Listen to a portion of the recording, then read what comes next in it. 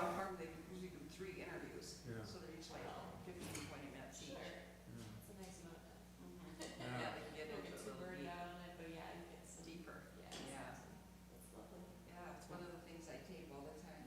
Yeah. I never watch anything live, because I like to watch the tape, because, well, first of all, for anything on commercial TV, you can speed past Exactly. ads. Yeah, for sure. But also, sometimes I want to go back. Did I miss that? Yeah, What yeah, did they and say? this way you can, yeah.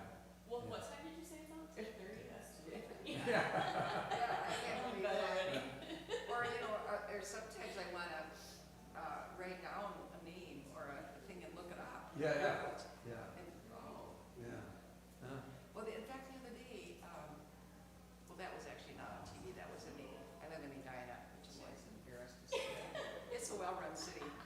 And I won't even go into why I decided to move there, but anyway, in their thing the other day, they talked about a police dog, a Dutch shepherd, not a German shepherd, a Dutch shepherd Not heard of No, I've dog. never heard. Me neither. And I am Dutch. I'm very, very Wow. Dutch. Yeah. So of course, I had to look that up. Yeah. Oh. Very cool. Ah, I suppose if there's German shepherds, it must be the kind of shepherds. Yeah. German shepherds. Yeah. Well, they're distinctive, this Dutch shepherd. They have distinct colors and That's cool. personality and whatever. But I had to email it to my Dutch relatives. There you go. Yeah. you have relatives here in the city? I have one nephew in Lakeville. And that's it? Well, I had I think that's it. A cousin who lives here half-time in Woodbury. Yeah. That's it. Huh. How about you? You have a lot of family here. No, I mean, 2 daughters and then spouses, but then my small town Iowa connection is still a small town connection. I go back every couple of months just to Oh, that's talk. lovely. It's just a 5-hour drive, but that's my history, my roots. Yeah. Yeah, I love returning. What city in Iowa? Pardon me? What city in Iowa? It's a small town by the name of Tipton. Okay. And it's kind of Iowa City, Cedar Rapids, Davenport, right Sure. in that area. Is that good morning? Is that Quad City? No. Yeah, Quad City's a Davenport. Yes, Yeah. and Davenport is your town? No, Oh, my town Brittney, is speaker. Tipton, which is a real small community. Near Davenport. Ah. Really? Yeah. Huh. Oh, yes. I didn't know So that. wonderful. Huh. Yes. Oh my gosh. Rural I don't roots. attend board Yeah. meetings. Mine are What I too. still Go cherish. maybe once a year. Yes, and- mine, the roots are very rural as Yes, well. Yeah. absolutely. We should One of my support cousins our married work. a physician. Major advocate. I love that. Yes. Wow. His sister, Yeah, and they lived in, my sister not is, Bettendorf, I think. what, Got Oh, Bettendorf, it. yeah. A small Right. world. That's one of the Have you very ever good- brought anyone to WRC Oh, before? I'm good. I'm good. Oh, that's fine. Hey, good to see ya. Yeah. Yeah. Good try. Today. We get that a lot, actually. Do you Good really? morning, yeah.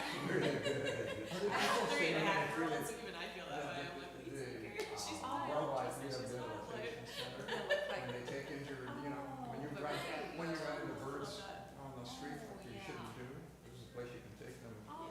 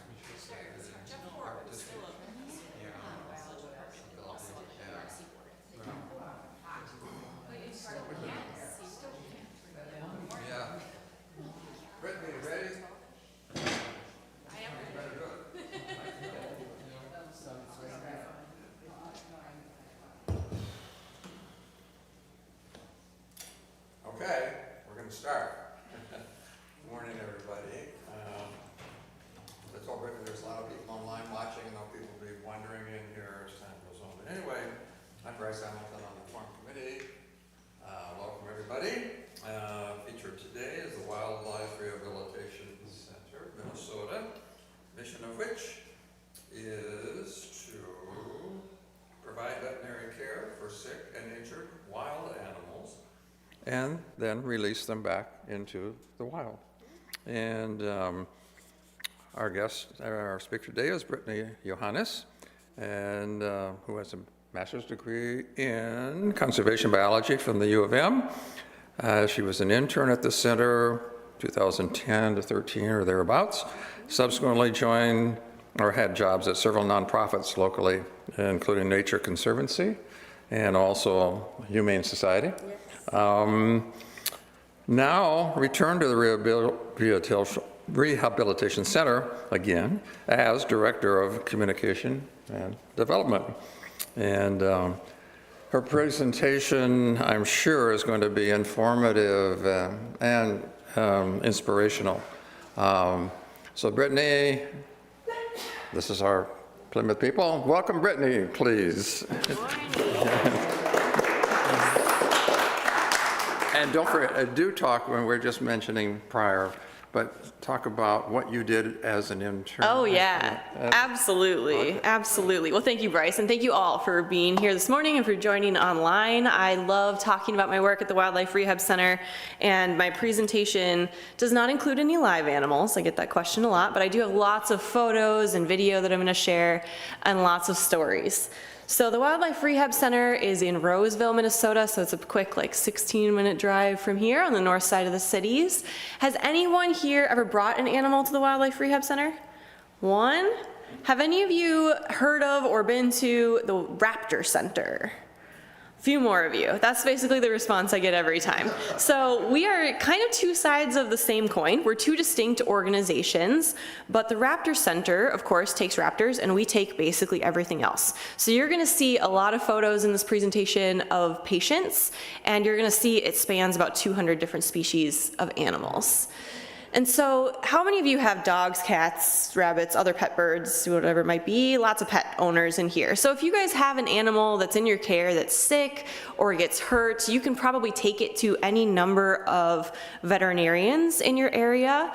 But there was a group of veterinary students at the U of M in the 70s who asked themselves, well, what can be done for injured and sick wild animals? Where can they go for medical care?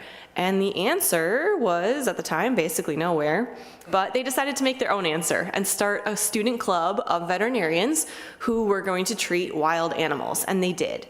And their first year, they had only 46 patients. This year, or last year, we got over 21,000 wild animals in a single year. So we have grown. In my presentation, you're going to see a lot of these little orange squares that say current patient.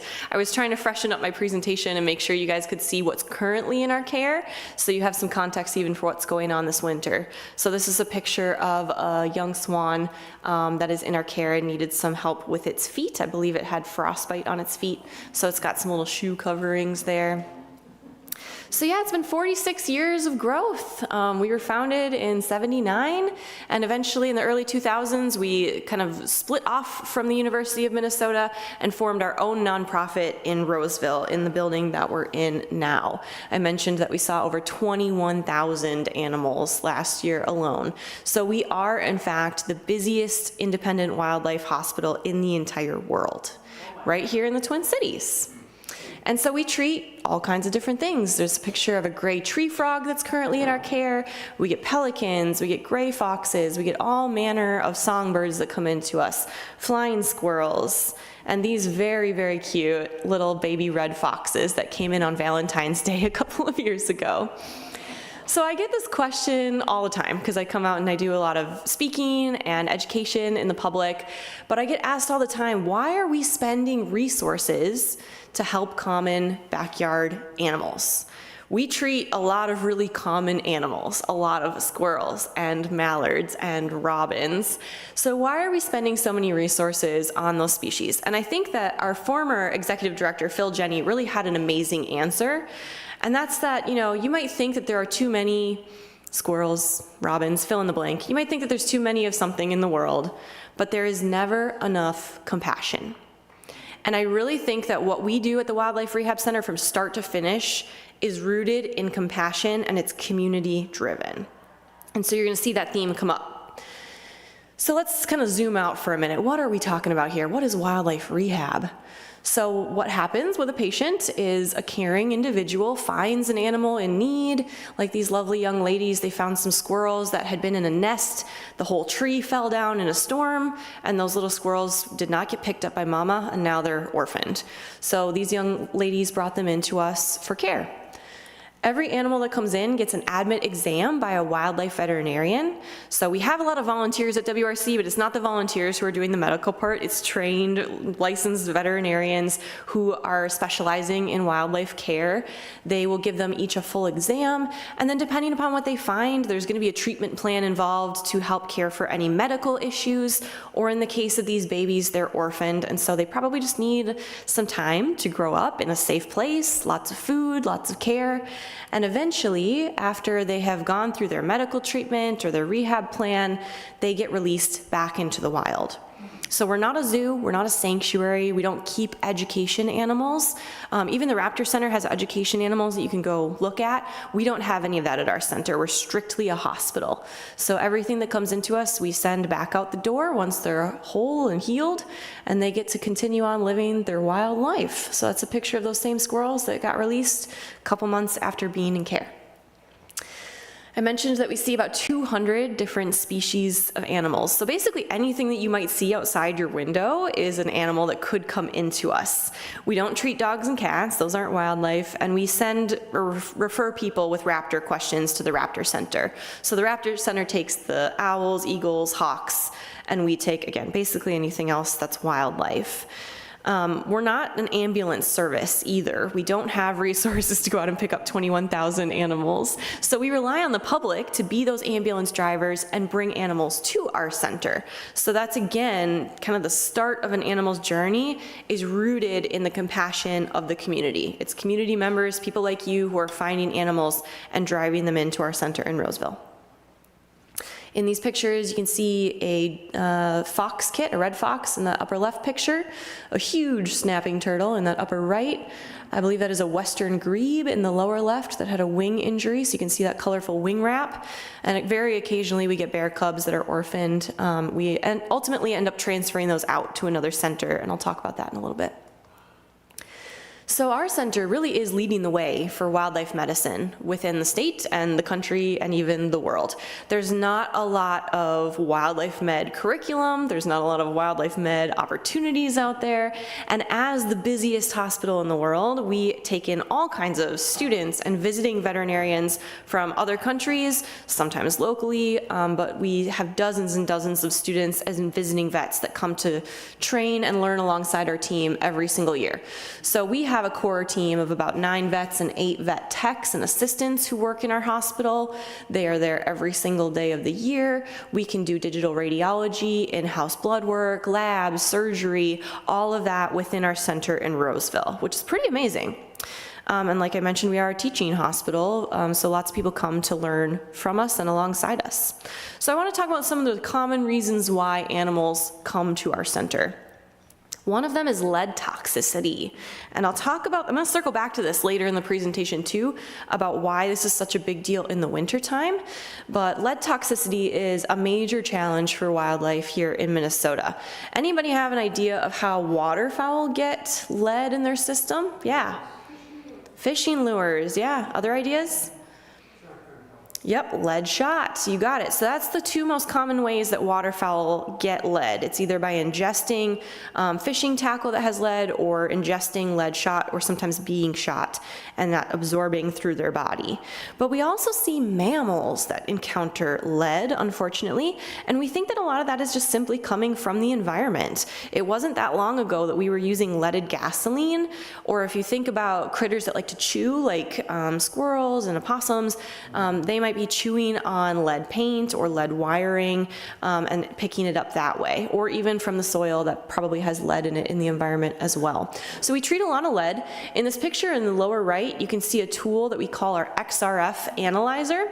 I think it looks kind of like a price gun. I'm not a vet, I should state that on the front end. But we take that tool and we put it against the animal's body. It takes 2 minutes to read, so it's a very long 2 minutes trying to hold an animal steady as it's trying to squirm around. But within 2 minutes, we get a readout of all of the heavy metals within that animal's body, including lead. So within minutes of an animal coming in and looking like it's presenting with symptoms of lead, we can get a definitive diagnosis and begin lead treatment. So I'll come back to lead and how we treat it in a little bit. Another common reason why animals come into our hospital is fishing tackle. Sometimes that can cause lead toxicity, as we mentioned, but a lot of times it's just the physical hooks themselves that are causing wildlife trouble. So that picture of the snapping turtle, if you look really closely, there's a green lure that's stuck in that snapping turtle's mouth.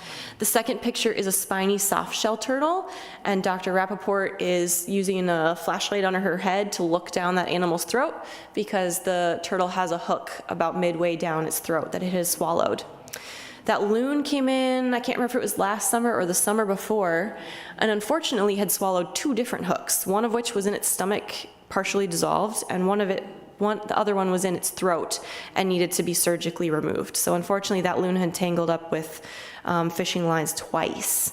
And then that belted kingfisher on the right luckily didn't swallow any hooks, but did somehow get tangled in some line that had been discarded, probably in a tree. That's where they sit to fish and hunt, and unfortunately got it wrapped around its wing.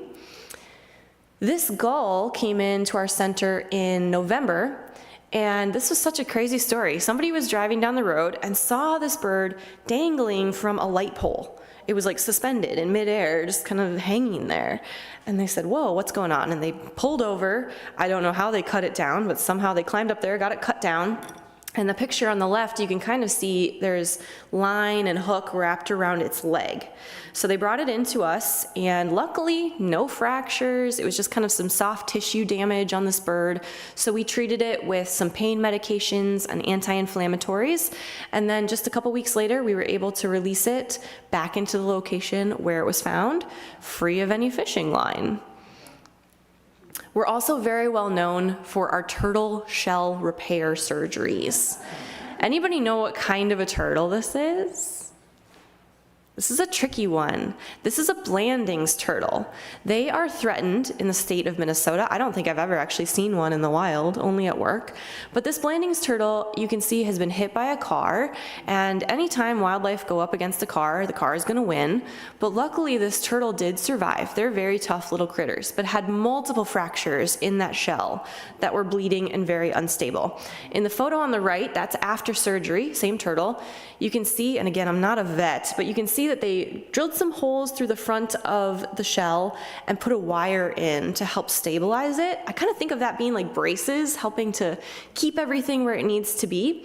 And then they also use some kind of, again, not a vet, putty on the shell as well to help stabilize the moving pieces of the carapace.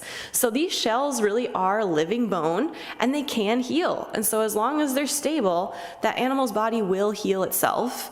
But as with everything with turtles, they heal very, very slowly. So sometimes this takes months or even upwards of a year for a turtle to heal after being hit by a car. This is a current patient that's in care, this big old snapping turtle. And this lady was moving from her summer pond to her winter pond in the fall. That's a very dangerous trek that turtles make between their summer and winter areas, back and forth in the spring and in the fall. And unfortunately, she was hit by a car, and one of her issues was that she fractured her leg. Any radiologists in the room today? All right. Me neither, but I'm gonna walk you through this x-ray picture in the upper right. So on the left-hand side, you can kind of see in the leg. This area right here is the fracture. And then in the photo on the right, you can see this bright white plates right here. And so what our veterinarians did is they actually surgically opened up that leg and installed a plate against the bone to hold the broken pieces together. Now, if you break your leg or you get injured in some way, you're probably gonna take it easy. You're gonna lay on your couch, put your leg up, watch some TV. You're not gonna be mowing the lawn or out there shoveling or whatever it might be. These turtles, of course, do not wanna be in human care. And the minute that they're out of surgery, they are trying to crawl and swim and dig and move around. So we plate them internally with that plate inside the leg so that they can continue to be active without further injuring themselves. If you were to use an external fixator on that leg, that's got a lot of potential that that turtle is going to be knocking it around. So this will require a second surgery to remove the plate later, but ultimately we found that these animals heal much better, much faster, less risk of infection when we use this internal plating technique. I want to talk for a little bit too about window collisions. This is another major reason why animals come into the Wildlife Rehab Center, and we're nearing migration season, which means this is the season for window collisions, unfortunately. So these next few slides, I'm kind of going to zoom in on how we treat window collision birds. This is a picture of a junco, and you can see he's not looking all too happy. He's sitting back on his hocks. He's got his head twisted around to the side. His eyes are closed. He's pretty fluffed up. He's not looking like a sleek, happy, active bird. This is what happens when birds hit windows. And so, unfortunately, we see a lot of these every year, hundreds, more than 300 a year, typically, birds that have hit windows. I'm also going to talk a little bit in this section about collisions with power lines. We see all kinds of different collisions, right? Collisions with cars, but power lines, we'll talk about a little case study there as well. I know you can't read the slide, but the point of this slide is to show you how many different species of birds will hit windows, and it's basically everything. So we have documented 146 bird species that have collided with windows. Small things, large things like turkeys, all kinds of different animals, or birds, I should say, come into us after hitting windows. And unfortunately, it's what we call clear death. So some of these birds, some of these warblers in particular, will migrate for thousands of miles. They work so hard, and yet a single window pane can stop them dead in their tracks. And of the birds that come to us, the vast majority do not survive, about 73% mortality rate. Now, of course, those are the ones that people bring to us, right? So they're probably the very injured ones. But unfortunately, only about a quarter of the ones that come into our care actually make it. And typically they're dying within the first 24 to 48 hours because they have brain hemorrhaging that kind of peaks within that period of time. But we also see some other, injuries that come along with that. Respiratory issues, they will break open their air sacs, their internal air sacs that they use for respiration, and start leaking air into their body cavity. We will also see internal bleeding, sometimes eye injuries from the physical trauma of hitting a window, broken beaks, broken bones, especially in kind of the shoulder girdle area that they're using for flight. And so all of these birds that have hit windows kind of look like this, just sitting back, eyes closed, with unfortunately a really bad concussion and sometimes a lot of other issues as well. And a lot of that damage we can't see from the outside, right? This is the unseen damage of the brain trauma and the bleeding that goes on internally. I like this picture because these volunteers are our necropsy volunteers. We have about 500 volunteers at WRC. Most of them want to feed the very cute live baby animals, but these guys love anatomy. They're super fascinated by that, and so they have a really important job of helping do our necropsies, which is basically like an animal autopsy. So the animals that don't make it, we can learn what we couldn't see that was going on the inside and try to, better predict what might be happening internally based on what we saw clinically on the outside. So these guys really put in a lot of work. And even with birds that have hit windows, I have seen them attempt to fly, even with fractured wings. They can sometimes flutter or make it a little ways, but sometimes they have a lot going on internally that we can't see. This picture in the upper right, I mentioned eye injuries. That's, again, I think Dr. Rappaport looking at the eye of an American woodcock. If you know much about woodcocks, they've got these long beaks, which you can see in the picture, and their eyes are positioned in a really unique way. And when they hit a window, their beak hits the window, and then goes off to the side, and so they impact one of their eyeballs very hard, and we see a lot of eye injuries with that. Ooh, I forgot to mention, I have one graphic picture in this presentation, and it's coming up on the next slide. So if you're a little squeamish, maybe look away, but I think it's important. In addition to collisions with windows, we also see collisions with power lines, and these tend to be with our large waterfowl. So it's the swans, it's the great blue herons, it's the cranes, it's the pelicans. And this was a picture from a number of years ago where a juvenile swan hit a power line and basically degloved its entire neck. They hit these lines very hard, they can get electrocuted, and then they get all these secondary impact issues when they fall to the ground. And that one's kind of a graphic picture, but I like this story. This one has a happy ending, so if you need a happy ending, here you go. This is an American white pelican, and I love this guy's story because the client, again, just an average person driving down the road, saw this pelican standing in a field, and it just was like not doing anything. It wasn't with other pelicans, it wasn't near the water, it was just standing there by itself. Any birders in the room? Not so much, a few of you. So if you know pelicans, you know, like they like to be in a flock, they like to be on the lake, they're not just standing alone in a field typically. So they brought this bird into us. It was easy for them to catch and put in their car, so we know something's very wrong. And our vet is examining this pelican, and we just can't find anything wrong. She's looking at the wings to look for fractures, range of motion. She's not seeing any blood, any obvious signs of anything externally. But we knew that there must be more to this story because pelicans should not just be standing there passively in a field. So again, no radiologist in here, but I'm going to walk you through this. The picture on the left is an x-ray of the organs and the internal systems of the pelican that we're talking about. The picture on the right is of a different pelican. So I'm going to walk you through this. If you look here on the otherwise undamaged, healthy-ish pelican, you can see all the organs are nicely situated together, these bright white organs. The picture of the one that we're talking about here, you can see this black line in between the organs. And what we're seeing there with that black area in our injured pelican was that this pelican had hit a power line so hard that it had displaced its organs. And so this is called cardiohepatic separation. The heart space organs and the liver space organs had actually separated instead of sitting nicely on each other in the way that radiograph on the right shows. So now our vets understood why this pelican doesn't want to do anything and won't eat and is just standing around. Well, you might wonder what we did about this. We can't do surgery to rearrange organs. This was just something where the animal really needed to heal on its own. So we gave it a lot of pain medications, a lot of anti-inflammatory medications, a lot of supportive care during the time that it was with us. And then here's the same guy when he got released with his buddy a couple months later, which is just absolutely amazing, and I think really humbling too, because sometimes we can't fix these things. It just needs to be the animal's body healing, but we're going to provide it whatever supplemental support it needs to do that. So we talk about, migration season coming up, and globally during migration, about 1 billion birds will hit windows and die, unfortunately.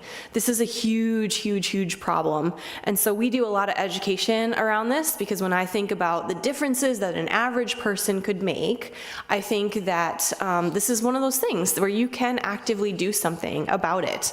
If you have a building where you often find birds are hitting the windows, you can put up decals, you can adjust the lighting, you might adjust what plants are outside that window to try to prevent whatever's going on. Oftentimes it's because these birds are seeing through the window and thinking that they can fly through the window. So putting something physical like decals, UV decals on your windows can go a really long way in preventing birds from hitting those windows. And continuing to educate on what we can do as communities. Cities are, creating ordinances around what they need to have on windows to try to prevent these kinds of collisions.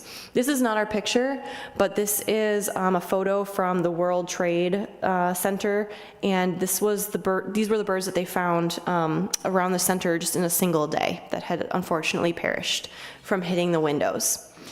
We partner with what used to be the Audubon Societies. They're all changing their names now, but we partner with those groups to do bird walks around the cities like skyscrapers and skyways downtown during migration to document the birds that have unfortunately perished, but also to pick up the ones that are injured but alive and bring them to our center.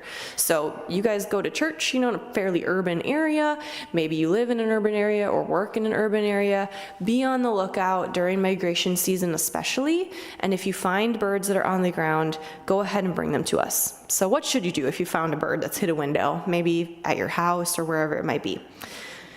What I recommend doing is, first of all, if you see any blood on this bird or anything that looks like an open wound, open fracture, go ahead and bring it straight into us. We're open every single day of the year. You don't need an appointment, just drive it in.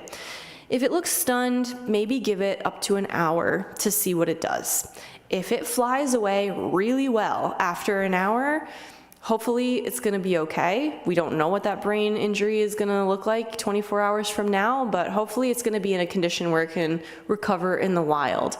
If after an hour you're finding it's not flying away or it's just fluttering and it's not taking off in a strong way, go ahead and bring it in, because that bird definitely needs care, either because it has a fracture or every time basically has a brain injury as well that needs to be addressed. If you can't get it to WRC right away, keep it in a dark, quiet room. Don't be snuggling it, don't be talking to it. I know that's hard, but these birds think that you're gonna eat them. So the best thing that you can do is put them in a little safe container in the dark, in the quiet, where they can rest and not add any additional stress of human presence, and then get it to WRC as fast as you can. Don't give it food or water. We get this question all the time, and everybody wants to feed and take care of these little things. They're gonna be okay for a few hours without food or water, and sometimes, depending upon the injury, that can do more harm than good. If you're talking an animal that has displaced organs, or an animal that's gonna need to go straight into surgery, we want that stomach to be empty. So no food or water. And then in the case of birds that have hit windows, we also say no heat. In a lot of cases, if you find an animal that you're trying to get to WRC and you can't get it to us right away, we say stick a little heating pad under it, because that will give it some nice support. It's gone through a lot. Let's make life easier on its body. But in the case of birds that have hit windows, that heat can actually exacerbate the brain swelling. So we don't want to do that. No heat for window collision birds. I'm going to talk a little bit about winter at WRC, since we're coming out of winter season right now, and some of the challenges that wildlife face. Anybody have ideas of challenges that wildlife face in the winter time? Yell them out. Freezing cold. Frostbite. Food, lack of food. These are all great answers. The first one I'm going to talk about is disturbed bat colonies, because if you've heard about WRC in the news within recent years, it was probably because of bat colonies. So we have two categories of bats in Minnesota, some that migrate away in the wintertime and some that are the cave-dwelling bats that will actually hibernate here in the state all winter long. So in the case of these ones that hibernate, sometimes they can't find caves, or they find that your attic is a really great alternative to a cave. So last winter, we had a number of bat colonies that were actually disturbed while people were doing construction on their homes in the middle of the winter. If you remember, we had a really warm winter, so people were doing construction on their houses and cabins in January and February. And my favorite story was, we had this one guy who, I don't think he had ever been to WRC. He had a cabin like 90 minutes away from Roseville. He was doing construction on his cabin, opened up the roof and the walls, and started finding all of these bats in the insulation between the studs in his cabin. And they're waking up out of hibernation because of the noise and the vibration, and they're starting to fly around in January, and they're falling into the snow. Bats, of course, eat insects. There's no mosquitoes for them to eat in January. They can't be out there in the snow. They need to be hibernating to shut down their metabolism. So suddenly this guy is like, whoa, I've got a big problem. And he calls us, and we walk him through what to do. And so he safely contained the bats. I think he brought like 80 to us the first trip. And he came back 2 more times with more bats from this colony. And that wasn't the only only colony we took in. We took in another large one from Stillwater that had also been in a building that had been undergoing construction. And so these bats, didn't necessarily need medical care, but they needed a safe place to be because there was no other option for them now that they've awoken from hibernation. And when they're in hibernation, they shut down their metabolisms, but now they're awake, and so they're burning through calories like crazy. So with that many bats coming in at the same time, we had what was called our bat blitz, and I found a lot of extra volunteers to come in and feed bats, and we fed bats and bats and bats and bats for weeks and weeks and weeks and weeks and weeks and weeks. I don't know how many tens of thousands of mealworms we went through, but it was a lot. And then ultimately, once they were fattened up and had any injuries treated, they went into hibernation in our very fancy wine coolers at WRC. And we hibernated them in the fridge until they could be safely released in the spring. We had to buy a second hibernaculum, we call it, because we ran out of space. So a lot of those guys didn't need medical treatment, but sometimes we find some bats do. This bat was just not wanting to eat, wouldn't cooperate, wouldn't put on weight. She had been with us for a while and was just not putting on any weight. So we dove a little deeper. They got out their very tiny instruments and their magnifying glasses, and they discovered that this bat actually had a really bad tooth in her mouth that was really painful, and so she didn't want to eat because she had a rotten tooth. So we brought in our dental specialist who removed this teeny tiny tooth, and you can see that teeny tiny tooth next to the quarter. It's so small. So this was in a procedure called a crown amputation, where the tooth was kind of cut off at the level of the gum, and then the gum is actually pulled over that exposed pulpy part, and then the root kind of, I think, dies over time. They can't remove the whole root because of just the size, the sheer tininess of these teeth. We can't get a drill in there. But we have done crown amputations on bat teeth a number of times since then. It works really, really well. I promised you I'd come back to lead. So lead is also a big problem, particularly in the winter. Somebody mentioned frostbite. Wildlife that are adapted to Minnesota really should not be getting frostbite, right? They're adapted to this. They know how to deal with winter. But unfortunately, when we see animals that are positive for lead toxicity, they start to develop neurological symptoms and they're not taking care of themselves anymore. So this is a picture, a radiograph, and a picture of a swan. I know it's very hard to see, but in that radiograph, there are a bunch of bright white little pellets that are lead pellets, unfortunately. This bird had been illegally shot and not only went through the pain of being shot, but now is getting sick from the lead that's leaching into its body and its blood. So this swan wasn't taking care of itself anymore. It was having neurological symptoms. It wasn't getting shelter when it needed to seek shelter. It was probably standing with both feet on the cold frozen lake for too long rather than picking one up and warming it up. And this swan got really bad frostbite on both of its feet. So when we see wildlife coming in the wintertime with frostbite, it's almost always a shoo-in that that animal is also positive for lead. So these are comorbidities that come together. This is a current patient as well, a Virginia opossum, and this guy unfortunately had frostbite on its ears and its tail. Same story, it was positive for lead, so we had to amputate the tip of the tail because the bone itself was actually necrotic, and then it needed to go through treatment for lead. So we do chelation therapy. Chelation therapy is a drug therapy that pulls that lead out of the blood, and as it's pulled out of the blood, it can start to leach the lead from within its bones into its blood, which then eventually gets pulled out of the body. So it's a long process, but it works very, very well. A lot of these animals also need blood transfusions simply because they're so anemic and unwell from the lead toxicity. Also in the wintertime, I talked about, hibernating our bats. We also brumate a lot of our herptiles. So we get a lot of frogs that end up in people's homes in January because they took houseplants in from outside. That little frog has been brumating in the dirt for a few months, and then you go to give it a really good water, and that frog thinks that it must be spring rain. And so he wakes up and he's hopping around your house, and what else can you do? You can't put him outside in, February or March. They won't survive because once they're emerging from that brumated state, they're now awake, their metabolism's back online. I think we have about 40 gray tree frogs right now that have all come into WRC this winter through that same story. A lot of them, though, we can brumate in fridges. in a carefully stepped down way where we start to fast them, put them into gradually colder environments, and regulate the humidity and brumate them for the rest of the winter. So we do see a lot of these guys ending up in our care in the wintertime. I also included that little Blandings turtle because, oh my word, they're just so cute. I think those little Blandings hatchlings are like the turtliest turtles that exist. That guy, we had another warm fall, you know, and so people were doing their gardening in October, November, when the ground was still thawed. And so somebody accidentally dug up this nest of baby Blandings turtles that would have spent the winter hatched, but under the ground, and then they would emerge in the spring. So we got this guy and his siblings in, hanging out with us this winter. And I think that one of the most dramatic before and after stories at WRC are the mange foxes that come in. This is the same fox in both of these pictures. Mange is a disease that is spread by mites. It's a mite infestation on their body. They start to lose fur, they get all this really scaly, scabby skin, and most importantly, they become emaciated as their body is just being zapped by these mites. And so it's really easy to treat the mange itself with just some parasitic, antiparasitic medications.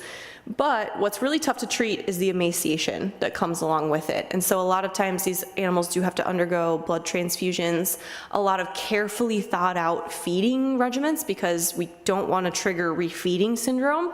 Having their starving bodies take on too many calories at once can actually kill them. So we're very good at treating mange foxes. And doesn't this fox just look like an entirely different animal before and after? It's amazing. I'll show you one more of those guys at the end too.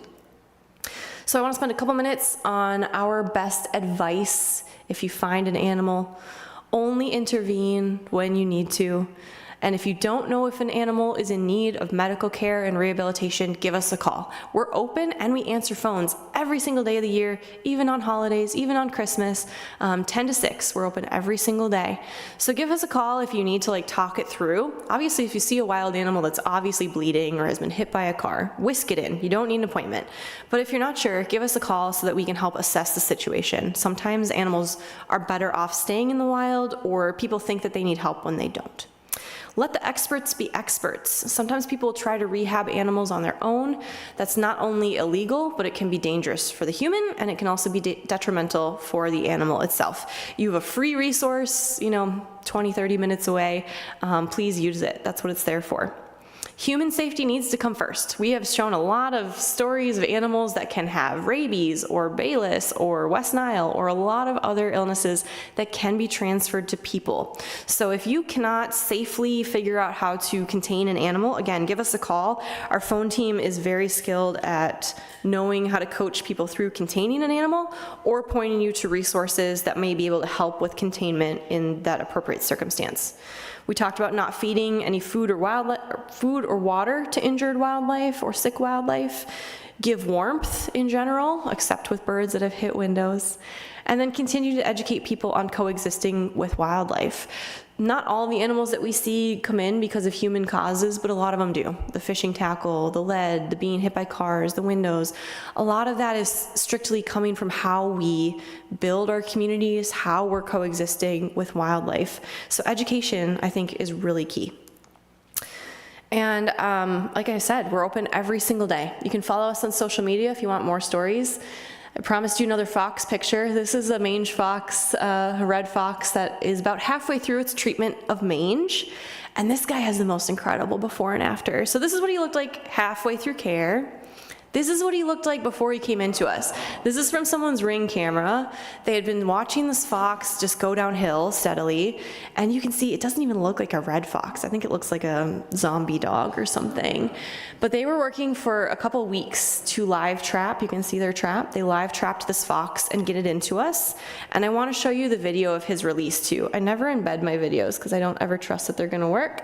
So bear with me for just a minute, but I'm going to show you the video of this guy's release, and it's in slow-mo because it's so dramatic. Look at this guy. So he came in furless, emaciated, anemic, and after some weeks and months in care, was leaving looking fluffy, beautiful, appropriate body weight, ready to run.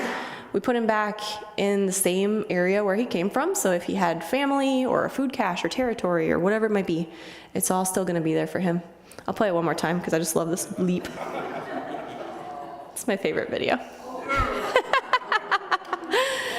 So I want to respect our time. I know you guys are going to be running off to the next service, but I've got a couple minutes for questions if anybody has questions they want to ask. Yes? What kinds of volunteer opportunities are available? What kinds of volunteer opportunities? I love this question because it takes about 500 volunteers to do what we do. We have volunteer opportunities in most of our animal care departments. So you don't have to be a wildlife expert. You don't need to have experience necessarily to volunteer with us. You can be in our mammal nursery feeding our baby squirrels. You can be in our songbird nursery feeding our baby birds. That's what I did as an intern. And we have little tiny incubator baby nestling birds that have to be fed every 15 minutes for like 14 or 15 hours a day. So it takes a lot of volunteers to do that as a team, right? So that's an option. We have a waterfowl nursery working with our ducklings. And then we have an adult animal care crew volunteer team who feeds our adult animals. That's a very hands-off role. They don't need to be hand-fed. So if you're looking for something hands-on and up close with wildlife, one of our nurseries is a really great opportunity. We're going to be putting our applications for volunteering back on the website within like the next couple of weeks. You said you were open 10 to 6, is that what I heard? 10 to 6 p.m. every day. 365? You got But then it. what happens if you find a bird or an animal after that? Yes. What happens then? Yeah, if you find an animal after hours, our website, or if you give us a call and listen to our phone message, we've got really good instructions on what to do. Basically, you're going to keep that animal in a dark, contained space in the quiet. No snuggling, no food, no water. So think like a spare bathroom in a dog crate or a cat carrier or a cardboard box, whatever you have that's going to be secure, and then get it to us in the morning. Yeah. I'm interested in your vets. Do they have their own practices also, or do they practice full-time with you? Or They how does are that all work? full-time with us. Some of them have side gigs doing like vaccine clinics or teaching. A lot of them teach, but they are full-time at our clinics. So we have multiple veterinarians in the building on any given day to help admit new patients that are coming in and to do rechecks, surgeries, procedures for all of our existing patients. Yeah. Yes. All right, this is a question about bird flu. I Yeah. have two, actually. Great. So the first one is, do you still want us to bring sick birds to you when we find them? Yes. Okay, just bring them in, don't even call, just bring it in. Bring them in. No appointment needed. Correct. And then it can only affect waterfowl and turkeys, is that correct? It can actually. Not songbirds? It can affect songbirds. The difference is that we're seeing avian influenza, bird flu, primarily as being spread by the waterfowl. So some species of birds can survive with it longer than others. It's ultimately fatal just about every time. But the ducks, the geese, the swans are able to live with it, and they poop a lot. So they tend to spread a lot of the virus, especially as they're migrating and in these huge groups of birds. So we have been seeing most of the avian influenza cases being in our waterfowl. Songbirds can contract it, but the reason why we talk so much about waterfowl is that we get the age-old question, should I take down my bird feeders? If you have ducks or turkeys or geese, if you live by like a wetland, that are congregating under your bird feeders, I would recommend taking them down or feeding something that's less appealing to them, because they are going to make a really big mess, a potentially unsafe mess if they are sick, in the same area where you've got songbirds coming down to eat seed off the ground. Yeah, if you don't have like ducks under your bird feeders, it's probably okay to leave them up for now. I do recommend disinfecting your bird feeders and bird baths frequently for all kinds of reasons. So I use a solution of 10% bleach, 1 part bleach, 10 parts water approximately. Yeah.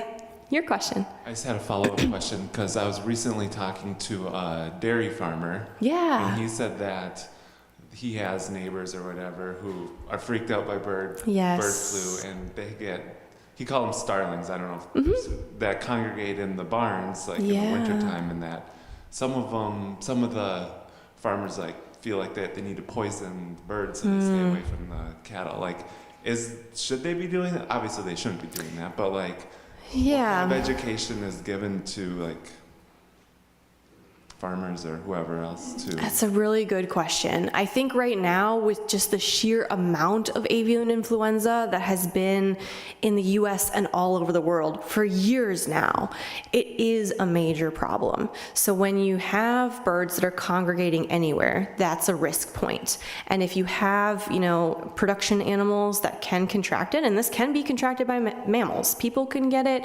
seals can get it, dolphins, cats. We've seen it in foxes at our center. They worry about dairy cattle, they worry about it jumping to pigs. That can be a problem.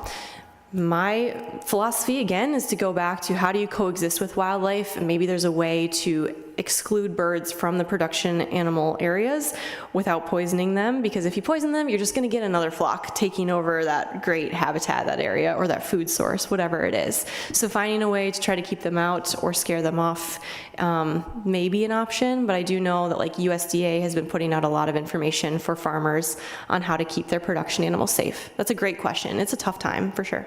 Well, this has been informational and so inspirational. I can't imagine anything better. Thanks. Thank you. I really appreciate it. Thank you all. Have a good rest of your Sunday. Presentation. Thank Next week, please stop by. You've seen the Metro Mobility vans, I'm sure, throughout the metro area. David Russell, who's been with them for 14 years, he is going to present. As you know, the Metro Mobility, as they say in their notes, is that it's transportation for people unable to use fixed route buses due to disability or health conditions. So this should be a very important and a very informative session next week too. So please come back. But once again, thank you. Wow, excellent.